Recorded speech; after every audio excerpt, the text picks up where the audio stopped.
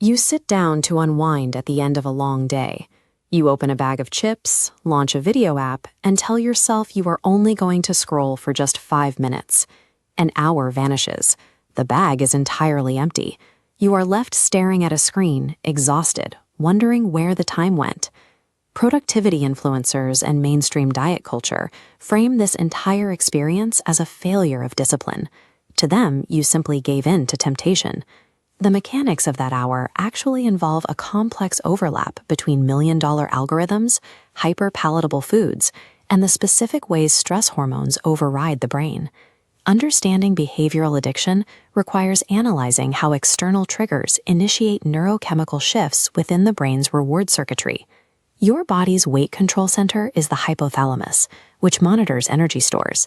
When you've eaten enough, the hormone leptin signals it to activate the lateral habenula. This region dampens reward signals, prompting you to stop eating.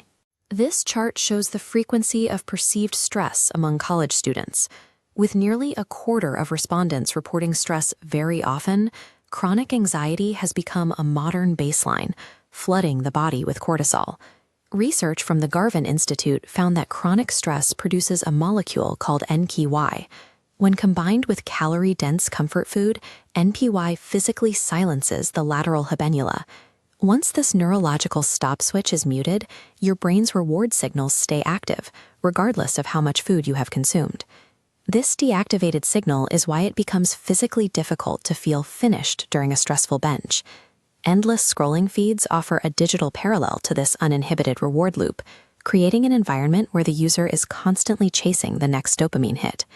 A study in the journal Neuroimage found that instant reward short-form videos physically alter brain activity in centers responsible for evaluating consequences and guiding actions. This digital dependency reduces loss aversion, trading time and health for a dopamine hit. A similar process occurs with food. High sugar and high fat items increase delta phos-B expression, a cellular biomarker for addiction. These structural changes in the brain's plasticity mirror the neurochemical markers observed in cases of severe drug abuse. Whether the trigger is a processed snack or a social media feed, the modern binge rewires the brain's hardware into a compulsive, repetitive loop. Willpower often fails to gain traction when the brain is prioritizing the immediate relief of cortisol-soothing stimuli.